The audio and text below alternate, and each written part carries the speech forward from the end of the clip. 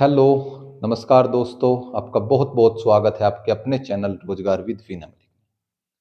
मैं उम्मीद करता हूं कि आप सभी जो है अपनी तैयारियों में लगातार निरंतरता के साथ बने हुए होंगे और अपनी तैयारियों को कर रहे होंगे। जैसे मैंने पहली वीडियो में बात करी थी कि हम जो अपनी क्लासेस रखेंगे आपके लिए एक एज ए बूस्टर, मैं कोशिश करूंगा कि एज ए बूस्ट करने की आपकी पढ़ाई को।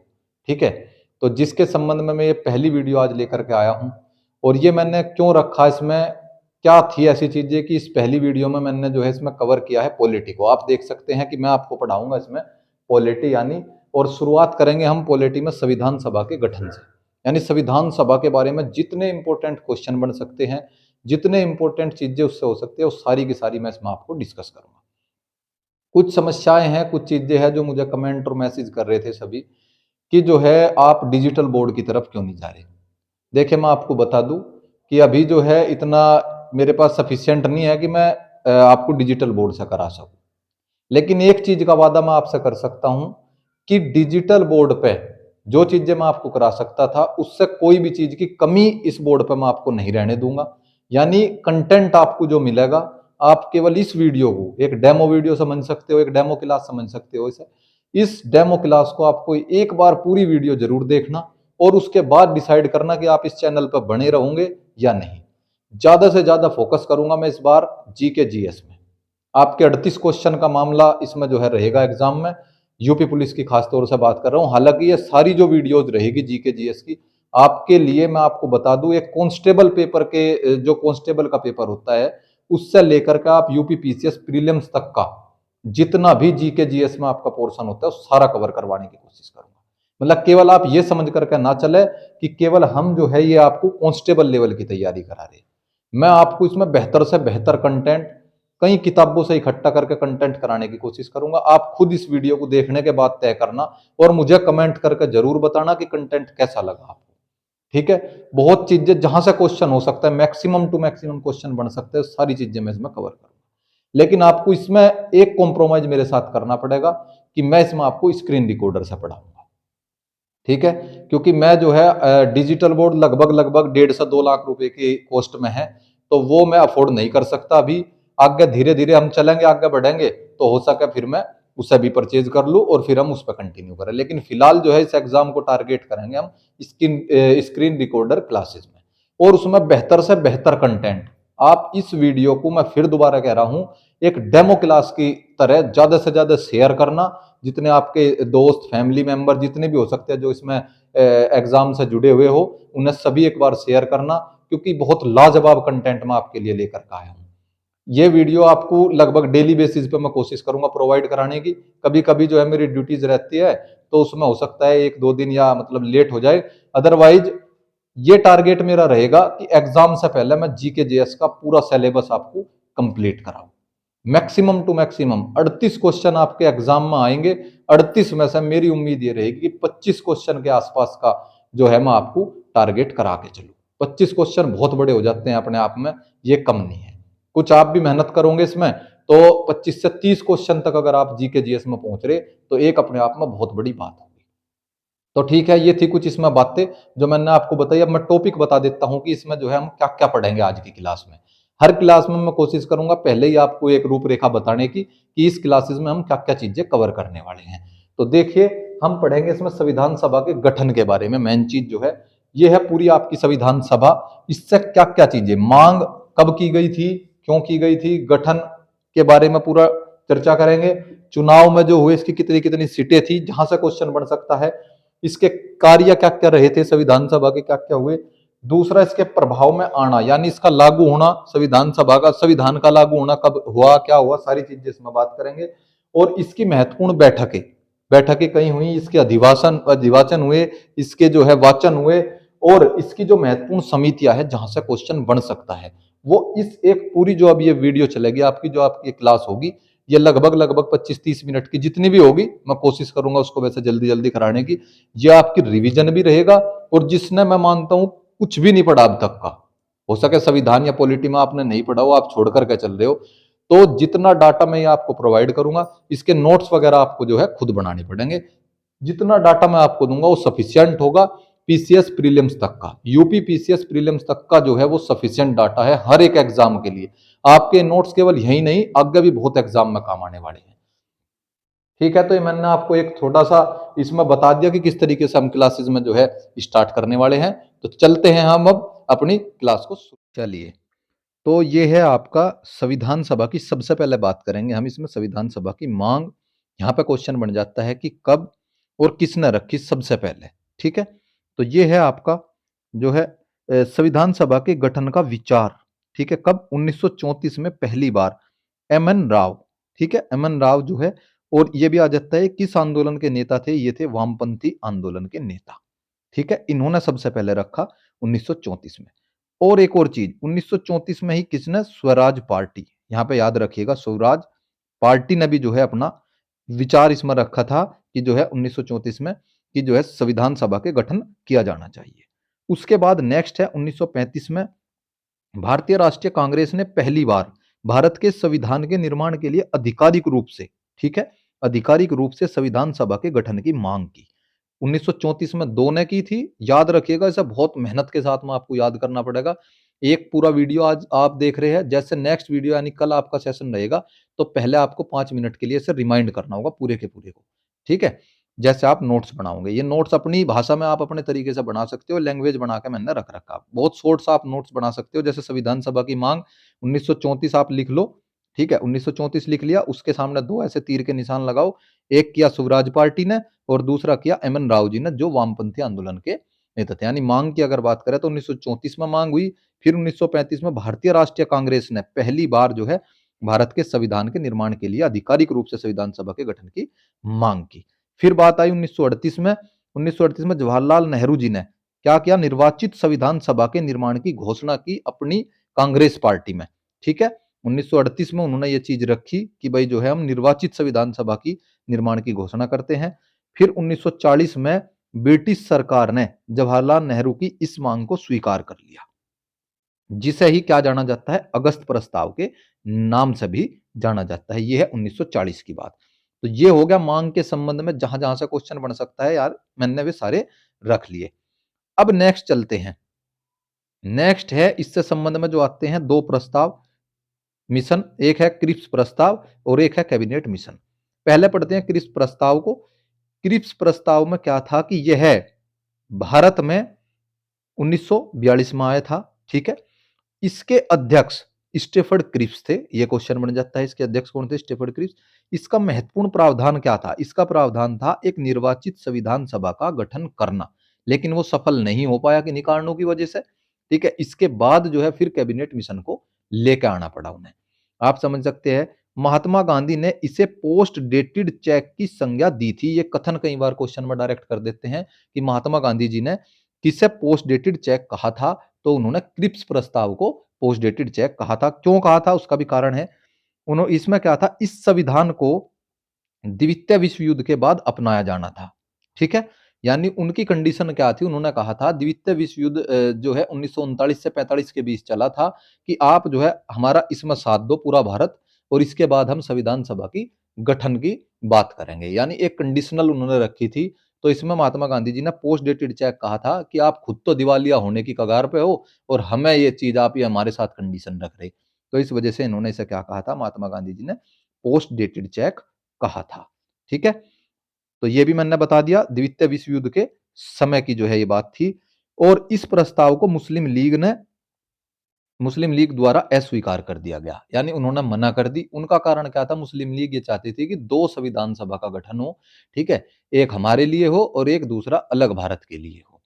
तो इस वजह से जो है इन्होंने इसका बहिष्कार किया और इसको अस्वीकार कर दिया। फिर इसके बाद जो है आता है 1946 में कैबिनेट मिशन। ठीक है, अगर क्वेश्चन बनता है किसके आधार पर संविधान सभा का गठन हुआ, तो क्वेश्चन में आप टिक करेंगे कैबिनेट मिशन। क्रिप्स प्रस्ताव के उनका जो है सजेशन ये था कि जो है ऐसा होना चाहिए संविधान सभा का गठन, लेकिन इससे हो नहीं पाया था क्रिप्स प्रस्ताव से, जो हुआ था कैबिनेट मिशन से। इसके अध्यक्ष कौन थे? यहां से क्वेश्चन बन जाता है, पेंथिंक लॉरेंस।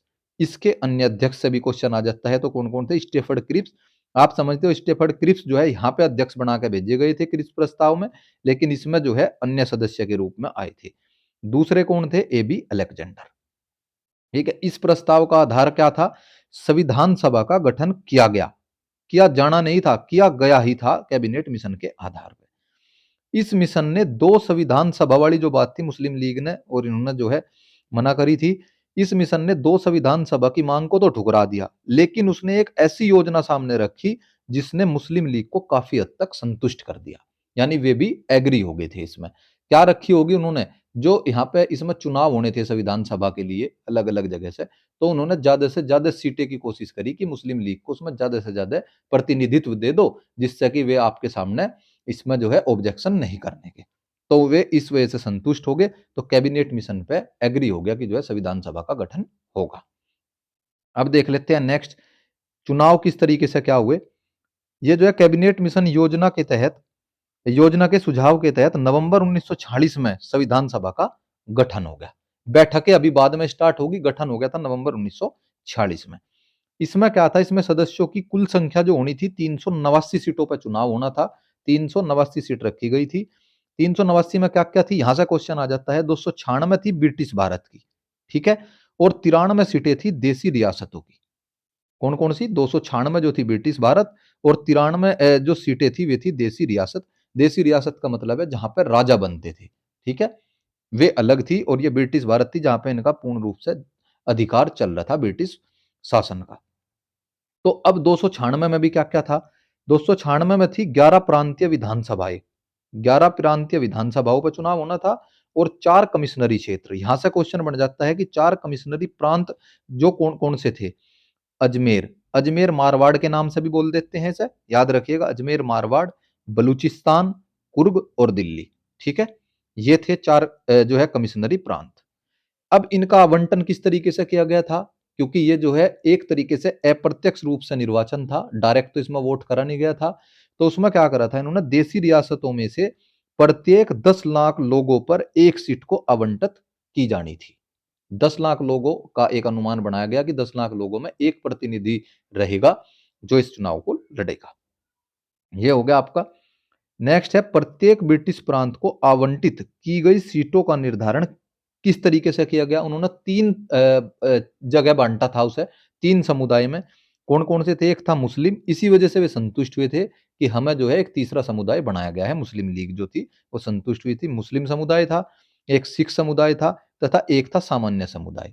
अब मुस्लिम और सिख समुदाय से अलग जोन से समुदाय, यानी हिंदू धर्म या फिर ईसाई, या अलग जो भी इससे अलग बचने वाले जितने भी समुदाय थे, वो सारे सामान्य समुदाय के अंतर्गत रख लिए गए थे, ठीक है। ये बन जाता है कि उसको जो ब्रिटिश प्रांत को आवंटित की गई सीटों का निर्धारण था वो किस कैसे था, किस आधार पर था? मुस्लिम, सिख तथा सामान्य समुदाय। संविधान सभा आंशिक रूप से चुनी हुई, ठीक है, और आंशिक रूप से नामांकित निकाय थी। नामांकित का मतलब क्या है? यानी कुछ पे तो चुनाव होना था सीटों पे, लेकिन कुछ सीटें जो थी वे मनोनीत की जानी थी। जैसे राष्ट्रपति जी अभी भी मनोनीत करते हैं कुछ सदस्य हमारे जो है राज्यसभा में उसमें, तो ऐसे ही जो है पहले भी मनोनीत और निर्वाचन दोनों चीजें उन्होंने रखी थी। आप देख सकते हैं मैं किस तरीके का कंटेंट मैं आपको ये बता रहा कि ये आपके लिए बहुत जबरदस्त कंटेंट साबित होगा, लेकिन आपको मेरे पे भरोसा करना पड़ेगा, मुझ पे विश्वास करना पड़ेगा कि जो डाटा मैं ये आपको दे रहा वो कितनी मेहनत और उसके साथ में तैयार किया गया, ठीक है। तो आपको ये देख लेना, आप खुद इससे डिसाइड कर सकते हो। और इसके बाद में आपको करना क्या है?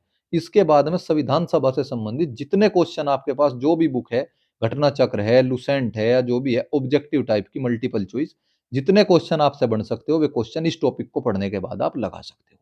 सबसे बेहतर तरीका है अपनी जीएस जी के जीएस को मजबूत करने का। चलिए, फिर है संविधान सभा के लिए चुनाव जो है जुलाई अगस्त 1946 में हुए, ठीक है। तो इसमें क्या हुआ? चुनाव देख सकते हो आप। 208 जो सीटें जीत कर के आए भारतीय राष्ट्रीय कांग्रेस, 73 सीटें जो है मुस्लिम लीग, और 15 छोटे स्वतंत्र समूह सदस्य, यानी आप कह सकते हो निर्दलीय एक तरीके से, ठीक है। ये कौन से? निर्दलीय थे। 15 जो छोटे समूह थे, ये सीटें जो है जीत कर के आए। देशी रियासतों को आवंटित की गई, जो मैंने बताया था आपको, देशी रियासतों को आवंटित की गई 93 सीटें नहीं भर पाई। क्यों नहीं भर पाई? क्योंकि उन्होंने खुद को संविधान सभा से अलग रखने का निर्णय किया था, ठीक है, वे इसमें एग्री नहीं कर रहे थे। अब पढ़ लेते हैं संविधान सभा की महत्वपूर्ण बैठकें, ठीक है। बैठकों में क्या है, 3 बैठक जो है ये मोस्ट इंपोर्टेंट जहां से क्वेश्चन बनते हैं और जिनमें बड़े-बड़े फैसले हुए, ठीक है? जिनमें चयन या जिसमें निर्वाचन हुआ, वे में देख लेते हैं। संविधान सभा की पहली बैठक जो थी वो थी 9 दिसंबर को। क्वेश्चन यहां से डायरेक्ट बनता है, 9 दिसंबर को क्या थी? पहली बैठक हुई संविधान सभा की और इसमें सच्चिदानंद सिन्हा जी को अस्थायी अध्यक्ष बनाया गया। अब क्वेश्चन ये भी बन सकता है कि इन्हें क्यों बनाया गया था? अमेरिका से हमारा संविधान ज्यादातर जो है अमेरिका से कंटेंट लिया गया है इसमें, और अमेरिका के आधार पे वहां पे जो है वरिष्ठतम जो सदस्य थे संविधान सभा का अध्यक्ष उसे बनाया जाता था। उसी के आधार पर जो है सच्चिदानंद सिन्हा जी को जो है सबसे वरिष्ठ सदस्य थे, तो इन्हें अस्थायी अध्यक्ष बनाया गया। ठीक है, उसका संचालन शुरू करने के लिए कि संविधान सभा का संचालन शुरू हो, इसलिए इन्हें अस्थायी अध्यक्ष बनाया गया। मुस्लिम लीग और देसी रियासत, क्योंकि वे तो एग्री कर ही नहीं रहे थे, फिर भी जब जो है उनकी इसके बाद भी मुस्लिम लीग और देसी रियासत ने इसका बहिष्कार किया। यह भी याद रखिएगा। मोस्ट इंपोर्टेंट है इससे अगला, ये सबने पढ़ा कि संविधान सभा का अस्थायी अध्यक्ष कौन था, लेकिन अगर बात करें अस्थायी उपाध्यक्ष भी उस दिन जो है एक बनाया गया थे, वे कौन थे? Frank Anthony. याद रखिएगा, फ्रैंक एंथोनी ये है आपके अस्थायी अध्यक्ष। इसके बाद में 11 दिसंबर 1946 में फिर बैठक हुई। इसमें क्या किया गया? डॉक्टर राजेंद्र प्रसाद को अस्थायी अध्यक्ष बनाया गया। मोस्ट इंपोर्टेंट क्वेश्चन, ठीक है? अब क्वेश्चन भी बताऊंगा मैं किस तरीके से क्वेश्चन बन सकता है। क्वेश्चन आपका कैसे बनेगा? अगर कहते हैं, अगर दिया गया है अस्थाई या अस्थाई में अलग अलग करके कि अस्थाई अध्यक्ष कौन थे, तो आप लगा सकते हैं अस्थाई में सच्चिदानंद सिन्हा और अस्थाई में डॉक्टर राजेंद्र प्रसाद। अगर केवल अध्यक्ष की बात करेंगे तो आपको लगाना है डॉक्टर राजेंद्र प्रसाद जी। ठीक है, इसी दिन बी एन राव को संवैधानिक सलाहकार बनाया गया। नेक्स्ट मोस्ट इंपोर्टेंट है, जब इस दिन अध्यक्ष चेंज हुए थे तो उपाध्यक्ष भी बदले होंगे। एच सी मुखर्जी और टी टी कृष्णामाचारी को उपाध्यक्ष बनाया गया। दो उपाध्यक्ष जो है यहां पे बनाए गए थे, एच सी मुखर्जी और टी टी कृष्णामाचारी। इसके नोट्स आप अपनी भाषा में अपने तरीके से आप बना सकते हो, ठीक है? शॉर्ट नोट करके आप, ये लैंग्वेज तो मैंने बना रखी, लैंग्वेज की जरूरत नहीं है, आपके रिवीजन में बहुत जबरदस्त काम आएंगे। फिर हुई 13 दिसंबर 1946 की बैठक। यहां पे एक क्वेश्चन बन जाता है कि ये कौन सी बैठक थी। यूपी पीसीएस में क्वेश्चन पूछा गया था कि 13 दिसंबर 1946 वाली कौन सी बैठक थी संविधान सभा की, तो ये थी पांचवी बैठक। संविधान सभा की पांचवी बैठक थी और जवाहरलाल नेहरू द्वारा संविधान सभा के समक्ष उद्देश्य प्रस्ताव जो है वो इसी में ही लाया गया था, 13 दिसंबर 1946 को। ठीक है, जब यहां पे क्वेश्चन बनता है कि उसको स्वीकार कब किया गया, यानी इन्होंने लाकर रख दिया सबके समक्ष कि भाई जो है इसमें ये इस तरीके का नियम समूह काम करेगा, ये ऐसे ऐसे हमें रखना, ये इसकी प्रस्तावना होगी, ये चीजें होगी, ये सारी चीजें इन्होंने जो है उद्देश्य प्रस्ताव में रखी थी। और यहाँ पे क्वेश्चन आ जाता है उद्देश्य प्रस्ताव को कब स्वीकार किया गया। ठीक है, जैसे राष्ट्रीय ध्वज को कब किया गया, राष्ट्रीय गीत को कब किया गया, वे सारी बात मैं इसमें करूंगा। और राष्ट्रीय गान को कब किया गया, तो इसी तरीके से उद्देश्य प्रस्ताव को कब स्वीकार किया गया, 22 जनवरी 1947। ठीक है, याद रखिएगा, मोस्ट इंपोर्टेंट। राष्ट्रीय ध्वज की अगर बात करें तो 22 जुलाई 1947 है। ठीक है, राष्ट्रगीत और राष्ट्रगान की अगर बात करें तो वे है 24 जनवरी 1950। उसमें हम बात करेंगे अभी आगे। ठीक है, ये जो है तीनों बैठकें मैंने इसमें मोस्ट इंपोर्टेंट जहां तक क्वेश्चन बन सकता था वे करा दी। अब ये आता है नेक्स्ट, संविधान सभा में कुल कितने सत्र हुए? क्वेश्चन बनकर यहां से भी आता है, कुल हुए थे 11 सत्र। ठीक है, लेकिन सत्र का मतलब क्या होता था कि जो है एक डेट से, यानी अगर मैं बात करूं जैसे 15 तारीख से और 17 तारीख तक कोई सत्र चला तो उसे सत्र बोला जाएगा। लेकिन अगर 15 ही तारीख में कोई काम किया गया तो मतलब कुछ जगह इसको सत्र में कंसीडर नहीं करते, यानी एक सेशन में कंसीडर नहीं करते, इसको केवल बोलते हैं कि सिंगल डे का वर्क था। तो इसी तरीके से जो 24 जनवरी 1950 को 12वां अधिवेशन हुआ था उसमें संविधान को लागू किया गया था, तो इसे सत्र नहीं मानते कई बार। केवल जो है 26 जनवरी 1949 का जो 11वां अधिवेशन हुआ जिसमें संविधान को अंगीकृत यानी स्वीकृत, अधिनियमित या पारित, इस तरीके से भी क्वेश्चन बन जाता है, इस दिन किया गया था। तो यहां तक केवल जो है 11 अधिवेशन मानते हैं कि 11 सत्र हुए। लेकिन अगर ऑप्शन में आपको 11 भी और 12 भी दे रखा तो आपको लगाना है 12 से ही। ठीक है, अगर 12 नहीं दिया तो कुल अधिवेशन कितने हुए या कुल सत्र कितने हुए? 11 हुए, ये आपको याद रख लेना। 11वें अधिवेशन में क्या काम हुआ वो भी याद रख लेना। इसमें संविधान को अंगीकृत किया गया यानी स्वीकृत किया गया, और आंशिक रूप से लागू भी किया गया था 26 नवंबर 1949 को। उसकी भी मैं बात करूंगा, कौन कौन से अनुच्छेद लागू किए गए थे, अगर वहां से भी क्वेश्चन बना तो वो भी हम नहीं छूटने देंगे। ठीक है, ये हो गया आपका अधिवेशन यानी सत्र के बारे में बात। नेक्स्ट चलते हैं संविधान सभा के कार्य। ठीक है, स्वतंत्र भारत के लिए संविधान बनाना, जिसके तहत स्वतंत्र भारत की पहली, ये सांसद नहीं है संसद, ठीक है, पहली संसद बनी। ठीक है, ये स्वतंत्र भारत के बाद की बात कर रहे हैं हम थोड़ी सी। ठीक है, पहली संसद बनी यानी 15 अगस्त 1947 के बाद की बात, जिसकी सभी बैठकों की अध्यक्षता, आप समझ सकते हैं, ये स्वतंत्र भारत की जो पहली संसद बनी थी उसमें जो अध्यक्षता करी थी संविधान सभा की, वो करी थी डॉक्टर राजेंद्र प्रसाद जी ने। और भारत के लिए एक विधायिका का निर्माण करना अर्थात देश के लिए आम कानून लागू करना, तो उसकी अध्यक्षता कौन करते थे? जीवी मावलंकर द्वारा। मोस्ट इंपोर्टेंट जो है ये क्वेश्चन, यहां से अलग अलग तरीके से क्वेश्चन बनता है। ठीक है, दोनों चीज में आपको याद रखना, इसमें करते थे डॉक्टर राजेंद्र प्रसाद, और एक विधायिका यानी जिसमें हमें कानून वगैरह बनाने हो तो उसमें कौन करते थे अध्यक्ष? वो करते थे जीवी मावलंकर जी। ठीक है, अन्य कार्य के बारे में बात कर लेते हैं, और कौन कौन से हैं। इसने जो है 1949 में राष्ट्रमंडल में भारत की सदस्य का सत्यापन किया। ठीक है, 1949 में जो है हम राष्ट्रमंडल की सदस्यता ले ली थी हमने, इसका सत्यापन करा था 1949 में। अब देखिए 22 जुलाई 1947 को राष्ट्रीय ध्वज को अपनाया गया। ठीक है, 24 जनवरी, ये देखिए आप, 24 जनवरी 1950 को राष्ट्रीय गान, 24 जनवरी 1950 को राष्ट्रीय गीत, और 24 जनवरी 1950 को डॉक्टर राजेंद्र प्रसाद को पहले राष्ट्रपति के रूप में चुना गया। ये मोस्ट इंपोर्टेंट है। और एक और चीज बता दूं, इन्हें जो है निर्विरोध चुना गया था। ठीक है, निर्विरोध जो है चुना गया था इन्हें 24 जनवरी 1950 को। ये आपको जो है फैक्ट याद कर लेने हैं, मोस्ट इंपोर्टेंट है। छोटे छोटे जो है नोट्स बनाकर आप इन्हें रख सकते हो, किस किस डेट में कौन कौन से कार्य हुए। डायरेक्ट क्वेश्चन आपको यहां से देखने को मिलता है।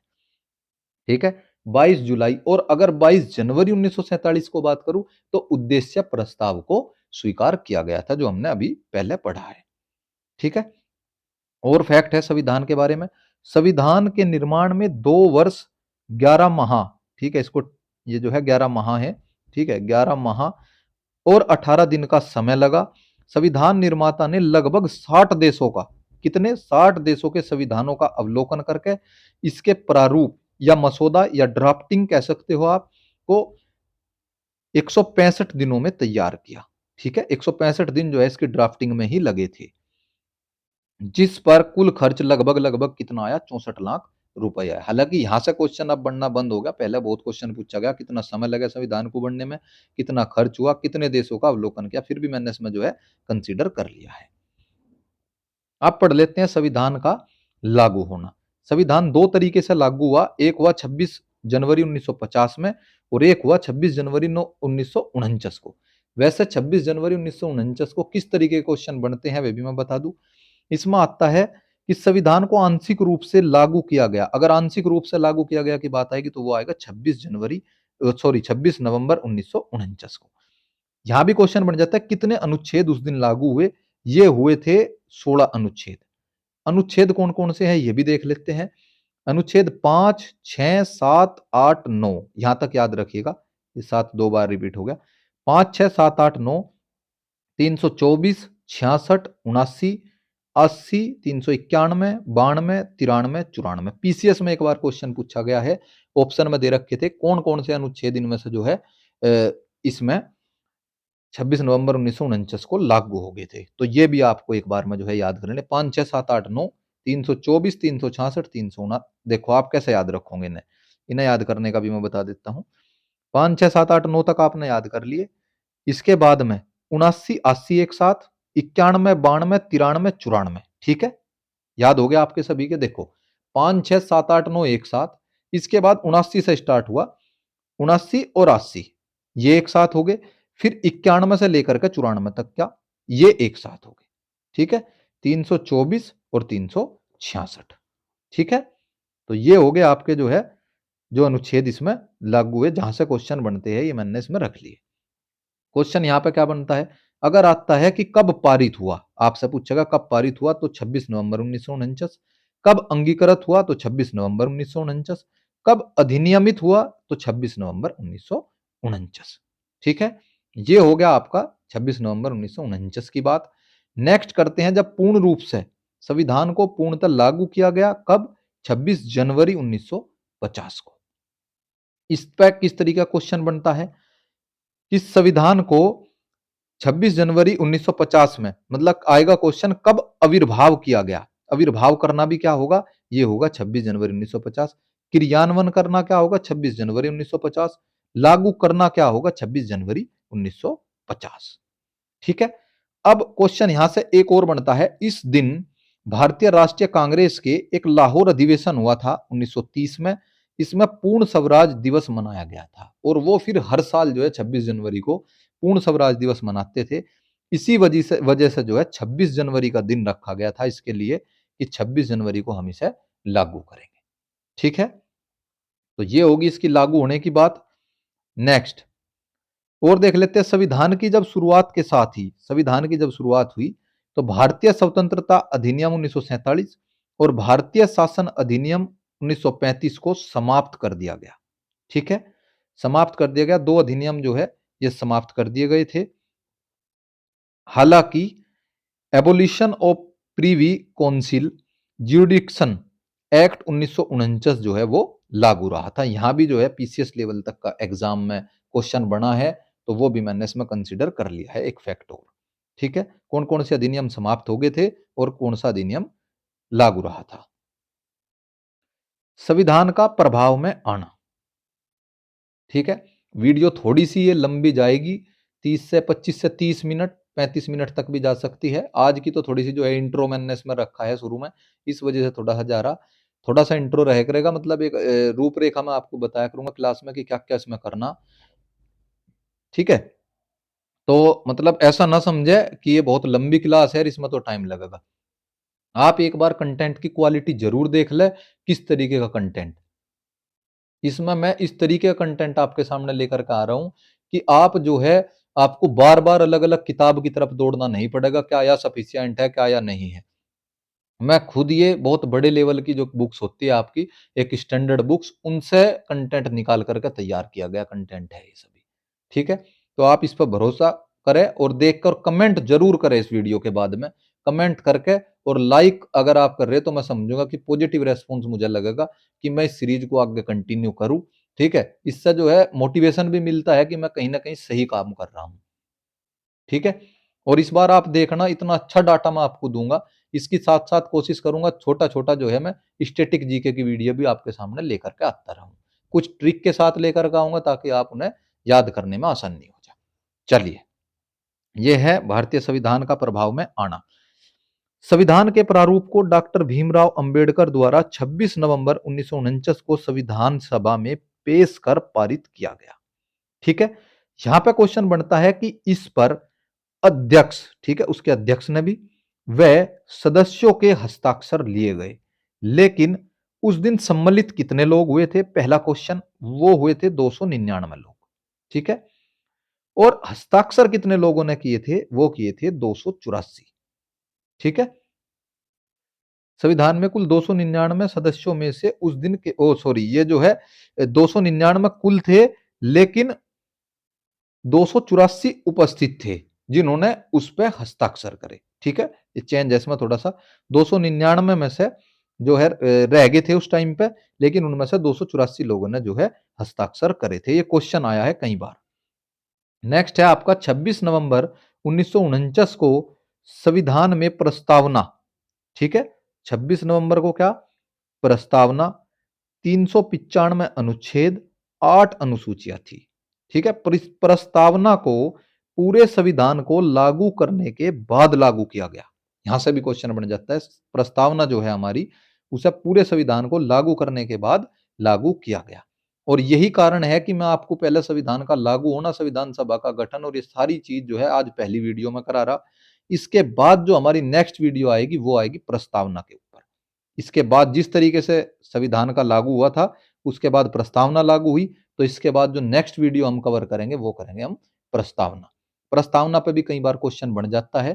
ठीक है, तो वहां से भी हम सारे क्वेश्चन कवर करेंगे अगली नेक्स्ट वीडियो में। डॉक्टर भीमराव अंबेडकर ने, ठीक है, इनके बारे में भी एक कथन आ जाते हैं। भीमराव अंबेडकर ने अपनी तर्क संगत एवं प्रभावशाली दलीलों के लिए जाना जाता है न, जो है उन्हें भारत के संविधान के पिता के रूप में भी जाना जाता है। और इन्हें ही क्या संज्ञा दी जाती है? आधुनिक मनु। ठीक है, याद रखिएगा, आधुनिक मनु। ठीक है, चलिए नेक्स्ट है, यहां से क्वेश्चन बन जाता है संविधान सभा में। अब क्वेश्चन किस तरीके का बनेगा? किस किस समुदाय से कितने लोग उसमें थे? मुस्लिम वर्ग से कितने, सिख वर्ग से, मतलब किस तरीके से कितने, किस किस जातियों से, यानी जो इसमें अलग अलग क्लासिफिकेशन था, यहां से क्वेश्चन बन जाता है महिलाएं कितनी थी, क्या था। संविधान सभा में अनुसूचित जातियों की संख्या कितनी थी? वे थी 26, यानी एससी जिन्हें आप कह सकते हो, एससी के कितने थे? 26। और संविधान सभा में अनुसूचित जनजाति यानी एसटी वे थे 33। ठीक है, ये सदस्य आप समझ सकते हो, क्वेश्चन कई बार बना है। संविधान सभा में महिलाओं की सदस्य, महिलाओं की सदस्यता कितनी थी, संख्या कितनी थी? 15। ठीक है, जबकि स्वतंत्र भारत के बाद में ये कितनी रहेगी थी? फिर ये रहेगी थी 12। यहां से भी क्वेश्चन बन जाता है, कितनी रहेगी थी? 12 रहेगी थी। यहां से एक और क्वेश्चन बनता है कि संविधान सभा में एकमात्र मुस्लिम महिला कौन थी? संविधान सभा में एकमात्र मुस्लिम महिला जो थी, बेगम इयाज भी बोल देते हैं इसे, इयाज। ठीक है, यह है एजाज रसूल, बेगम एजाज रसूल। ठीक है, अब संप्रदाय के आधार पर अगर क्लासिफिकेशन की बात करें संविधान सभा के सदस्यों की, तो सामान्य वर्ग से कितने थे? 213। मुस्लिम वर्ग से कितने थे? 79। और सिख वर्ग से कितने थे? 4। ठीक है, ये मैंने जो है यहां तक के सारे क्वेश्चन जितने आपके हो सकते थे, बन सकते थे, सारे सारे मैंने कर दिए। कुछ चीजें इसमें लिखी हुई है, ये नहीं कि आपने वीडियो देख ली केवल और उसे जो है वो कर लिया। कुछ चीजें मैं बता भी रहा हूँ, आपको बोल भी रहा, कुछ चीजें हो सके इसमें जो है पीपीटी में सही से तैयार नहीं हो रखी, उन्हें ठीक भी करा रहा हूँ। तो वीडियो जो है आप एक बार प्रॉपर देखना, और उसके बाद में फिर मैं एक बार आपको बता दूं, कमेंट मुझे जरूर करके बताना कि कैसा रहा इसका जो है, किस तरीके का, ताकि मैं आपका फीडबैक समझ सकूं। लाइक जरूर करिएगा वीडियो को, ज्यादा से ज्यादा शेयर करो, ताकि और भी कैंडिडेट जो है हमारे साथ में जुड़ पाए। फिर मैं आगे धीरे धीरे और भी चीजें मैंने सोच रखी है एग्जाम से पहले, कि आपकी हर तरीके की, किस तरीके का आपको टाइम टेबल रखना, क्या रखना, उस सारी चीजों का मार्गदर्शन मैं आपका करता हुआ चलूंगा साथ ही साथ। ठीक है, चलिए नेक्स्ट और आखिरी टॉपिक ये आपका रहेगा संविधान की महत्वपूर्ण समितियां। ठीक है, अगर आप बोर ना हो रहे हो, थोड़ा सा जो है चीजें बहुत अच्छी अच्छी है, ये आपको इतनी तो मेहनत करनी पड़ेगी। संविधान की महत्वपूर्ण समितियां क्या थी? पहली समिति जो है ये हम करेंगे प्रारूप समिति, इसी को ही मसौदा समिति भी बोल देते हैं, इसी को ही पांडुलेखन समिति बोल देते हैं, और इसी को ही ड्राफ्टिंग समिति बोल देते हैं। ठीक है, तो ये हो गया। इस समिति के गठन के बारे में भी क्वेश्चन बन सकता है। यह हुआ था 29 अगस्त 1947 को। इसमें कुल सदस्य कितने थे? यह क्वेश्चन आ सकता है। 7 सदस्य थे, जिसमें इसके अध्यक्ष कौन थे? डॉक्टर भीमराव अंबेडकर जी, तथा 6 इसके अन्य सदस्य थे। अब क्वेश्चन क्या है, आपने देखा होगा एग्जाम में ज्यादातर जीके जीएस में क्या करने लगे, जो डायरेक्ट क्वेश्चन थे जो हम पढ़ के जाते थे पहले वन लाइनर के, उनसे एक स्टेप आगे का क्वेश्चन आने लगा। यानी हो सकता है कि प्रारूप समिति के अध्यक्ष के बारे में ना पूछ करके अन्य अध्यक्ष, अन्य जो सदस्य थे उनके बारे में क्वेश्चन बन जाए। तो जो है मैंने वे भी इसमें रख लिए हैं। कौन कौन थे अन्य सदस्य, वो देख लेते हैं। ये थे आर गोपाल स्वामी आयंगर, अल्लादी कृष्णा स्वामी अय्यर, ठीक है, डॉक्टर के एम मुंशी, बी एल मित्र, डीपी खेतान, मोहम्मद सादुल्ला। ठीक है, तीन ये 6 लोग, और एक जो अध्यक्ष थे डॉक्टर भीमराव अंबेडकर जी। ये आपको याद कर लेने हैं। एक बार दो बार जब आप हैंड रिटन नोट्स बनाओगे, जब खुद आप अपने नोट्स बनाओगे, वे आगे तो काम आएंगे आएंगे। जितना आप लिख करके याद करते हो वो ज्यादा देर तक जो है आपके याद रहता है। ठीक है, अब इनके सामने ये भी लिखा हुआ है कि एन माधव राय, और ये है डीपी खेतान के सामने टीटी कृष्णमाचारी। हुआ क्या, बी एल मित्र की कुछ समय बाद जो है तबियत खराब हो गई थी। तो ये तबियत खराब होने के कारण इनके स्थान पर कौन आगे थे? एन माधव राय। यहाँ पे पीसीएस में क्वेश्चन बना है एक बार पहले और एक बार यूपीएसआई में, कि बी एल मित्र के स्थान पर कौन आए थे, और ऑप्शन आपको दे रखे थे, तो याद रखना है एन माधव राय आए थे। ठीक है, डीपी खेतान जी की जो है मृत्यु हो गई थी, और उनके बाद में कौन आए थे? टीटी कृष्णमाचारी आए थे। तो ये होगी आपकी पूरी ड्राफ्टिंग कमेटी, पांडुलेखन समिति, ठीक है, या आप प्रारूप समिति कह सकते हो इसे। तो ये इससे क्वेश्चन बन सकता है। इसमें कितने सदस्य थे? 7। कब ये जो है इसका गठन हुआ? 29 अगस्त 1947 में। 6 इसके अन्य सदस्य है। ये कौन कौन है? ये मैंने आपको बता दिया। किसके स्थान पर कौन आया, ये भी सारी चीजें हमारी इसमें होगी। नेक्स्ट चलते हैं, नेक्स्ट ही झंडा समिति, ठीक है। झंडा समिति के अध्यक्ष में इसके जो संबंध में एक क्वेश्चन सभी जो है लूसेंट वगैरह में भी गलत दे रखा। इसके अध्यक्ष दे रखे हैं जेबी कृपलानी जी, जो है गलत आंसर आपका। झंडा समिति इसका गठन कब हुआ? 23 जून 1947 को, जिसमें कुल कितने थे? 6 सदस्य। प्रारूप समिति में 7 और इसमें थे आपके 6 सदस्य, जिसके अध्यक्ष कौन थे? डॉक्टर राजेंद्र प्रसाद जी। यहां से क्वेश्चन बनेगा, इंपॉर्टेंट है। अन्य 5 सदस्य कौन कौन थे आप याद रखिएगा, ठीक है। सी राजगोपालाचारी, मौलाना अब्दुल कलाम आजाद, सरोजनी नायडू, डॉक्टर के एम मुंशी और भीमराव अंबेडकर। इसको कैसे याद रखोगे आप? देखो उसमें क्या था, के एम मुंशी जो है हमारे प्रारूप समिति में भी थे और इसमें भी दो कैंडिडेट जो है, दो सदस्य इसमें ये रहे, भीमराव अंबेडकर और के एम मुंशी इसी में सेम, ठीक है, आप याद रख सकते हो। ये जो है इसमें सेम हो गए और 3 लोग जो है इसमें अलग से हैं। एक तो डॉक्टर राजेंद्र प्रसाद जी है, ठीक है, डॉक्टर राजेंद्र प्रसाद जी, और सी राजगोपालाचारी, मौलाना अबुल कलाम आजाद और सरोजनी नायडू, ठीक है। ये है झंडा समिति के संबंध में। नेक्स्ट कुछ और समितियां हैं जहां से उनके अध्यक्ष के बारे में बात कर लेते हैं कि इनके अध्यक्ष कौन थे। यहां से डायरेक्ट क्वेश्चन जो है आपका बनता है। इनको याद करने का तरीका भी मैं बताऊंगा। देखो संघ संविधान समिति और संघ शक्ति समिति, जहां पे भी ये संघ जो है आपका वर्डिंग आ रही है, ये शब्द आ रहा है, तो वहां पे है जवाहरलाल नेहरू जी, ठीक है। नियम समिति के कौन है? डॉक्टर राजेंद्र प्रसाद। नियम या संचालन समिति की अगर बात हम करें, नियम, नियम से ही किसी चीज का संचालन होता है, आप याद रख सकते हो, वे है डॉक्टर राजेंद्र प्रसाद जी। अब देखिए सलाहकार समिति, प्रांतीय समिति, मूल अधिकार समिति और अल्पसंख्यक समिति, ये सभी के कौन थे? सरदार वल्लभ भाई पटेल, ठीक है। इनका काम क्या था? इन्होंने सभी जो है प्रांतों को इकट्ठा करने का काम किया है, जोड़ने का काम किया है अलग अलग जाके। तो वो किस तरीके से जोड़ने का काम करते? सभी को सलाह देते थे, उन्हें उनके मूल अधिकार बताते थे। अगर कोई अल्पसंख्यक लोग भी थे, उन्हें भी जो है एक साथ जोड़ने का काम करते थे हर एक प्रांत में जाकर के, ठीक है, हर एक प्रांत में जाकर के। तो आप याद रखेंगे सलाह दी हर एक प्रांत में जाके, अल्पसंख्यक लोगों को भी मूल अधिकार और प्रांत में। तो ये हो गया सरदार वल्लभ भाई पटेल जी। संघ के बारे में मैंने बात करी, वो हो गया आपका जवाहरलाल नेहरू जी।